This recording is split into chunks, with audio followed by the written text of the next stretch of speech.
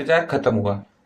कल की वीडियो के अंदर हम इस घड़ी को फिर से असेंबल करेंगे, जिसे हमने आज पूरी तरह से डिसेंबल कर दिया है। क्या यह घड़ी दोबारा से चल पाएगी या नहीं, और जिन पार्ट्स को आज हमने डिसेंबल किया है उन पार्ट्स का नाम है setting lever jumper, setting lever, yoke, crown with stem और स्लाइडिंग पिनियन।